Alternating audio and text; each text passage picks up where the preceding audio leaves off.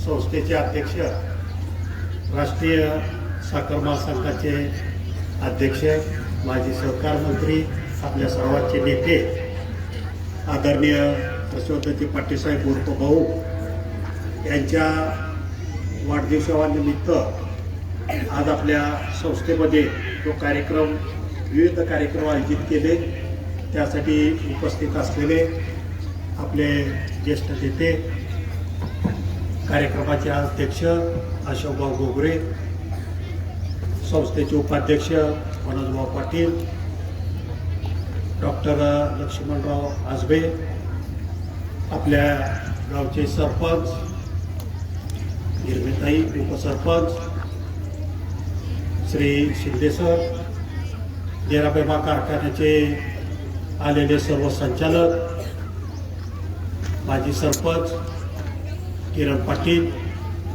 उपस्थित नावं घ्यायचे म्हणलं तर बरीच आहेत, आपल्या बावड्यातील उपस्थित असलेले सर्व विविध संस्थांचे पदाधिकारी, तेराबेमा कारखान्याचे वाईस चेअरमन दादासाहेब गोगरे, यशवंत सोसायटीचे चेअरमन श्रीभाऊ बागर, सर्वच प्रमुख पदाधिकारी, उपस्थित ग्रामस्थ, उपस्थित संस्थेचा सर्व कर्मचारी वर्ग, उपस्थित सर्व समोरील सर्व विद्यार्थ्यांनी, आता भाऊंच्या बाबतीत सर्व आपल्या सर्वांना भाऊंची आजपर्यंतची राजकीय कारकीर्द, सामाजिक कारकीर्द आपल्याला सर्वांना माहिती आहे.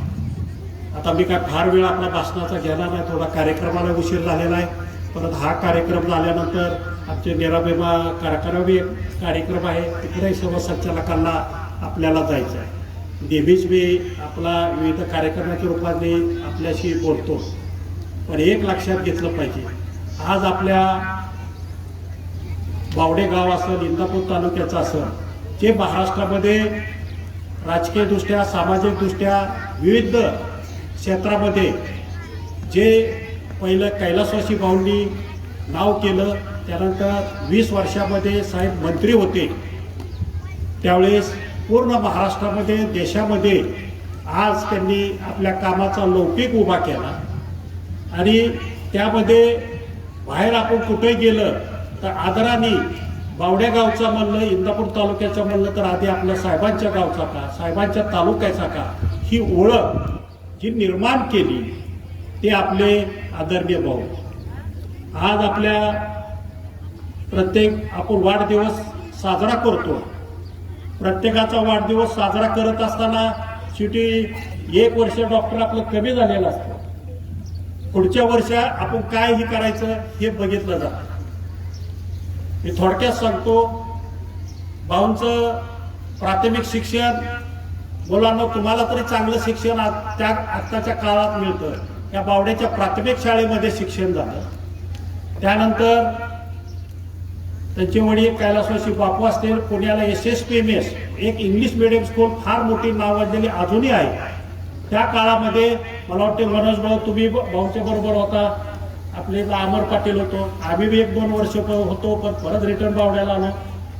त्या काळामध्ये SSPMSला इंग्लिश मिडियमची स्कूल महाराष्ट्रामध्ये एकदम नावाजलेल्या स्कूलमध्ये त्यांचं शिक्षण झालं. 10वीला असताना कैलासवासी बापूंचं अचानक 1979 साली निधन झाल्यानंतर ते इंदापूरला आले. इंदापूरला कॉलेज त्यांनी केलं, 11वी पासून BCom पर्यंत कोर्स केला. त्या कालावधीमध्ये इंग्लिश मिडियमचं शिक्षण इंदापूर कॉलेजला नव्हतं. खास बाब म्हणून तिथं आज त्याला तिथं इंग्लिश मिडियमच्या विद्यापीठात वेगळे पेपर यायचे, इंग्लिश मिडियममध्ये त्यांचं शिक्षण झालं, लॉ झालं आणि त्यानंतर राजकीय कारकीर्द त्यांची चालू झाली. बघत बघत आज सगळे राजकीय कारकिर्दी सर्व आपल्या कार्यकर्त्यासमोर आहे, सर्वांना आपल्याला माहिती आहे. शेवटी त्यांनी काम करत असताना तालुक्यामध्ये सहकार असेल, शैक्षणिक असेल, दुधाच्या बाबतीत असेल, सर्वसामान्य घटक धरून एक सामाजिक काम भाऊंनी या पद्धतीने केले. ठीक आहे, राजकारणामध्ये चढ उतार असतात, विधानसभेला जरी काय आपले पराजय झाला असता तरी खचून न जाता अजूनही पूर्णपणे सर्वसामान्य लोकांसाठी प्रत्येक संस्थेमध्ये वेळ देऊन काम आजही भाऊंचं चालू आहे। एक लक्षात घेतलं पाहिजे, आज एवढ्या राजकीय थोड्या गोष्टी अडचणीच्या झाल्या असताना सुद्धा ते मनाने कधी खचत नाही। झालं इलेक्शन झालं, निवडणूक झाली की प्रत्येक गोष्टीसाठी प्रत्येक समाजाच्या वर्गासाठी आज काम करण्यासाठी भाऊ उभा असतात। आज आपल्या शैक्षणिक शिवाजी एज्युकेशन संस्थेचं रोपटं कैलासवानी भाऊंनी लावलं।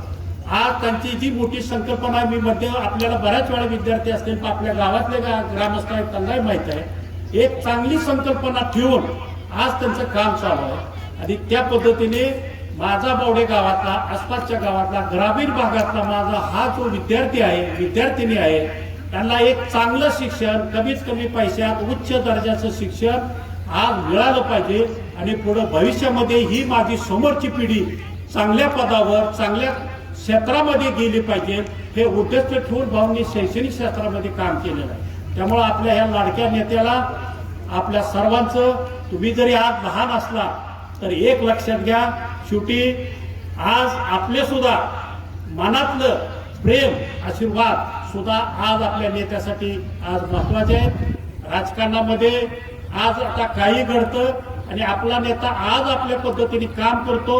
भविष्यामध्ये सुद्धा आज मी अशी खात्री धरतो की भविष्यामध्ये सुद्धा येणाऱ्या कालावधीमध्ये सुद्धा आज भाऊ एक मोठ्या उंचीला जातील आणि त्याचा फायदा आपल्या बावडा गाव असेल, तालुक्या असेल, सर्वसामान्य लोकांना होईल।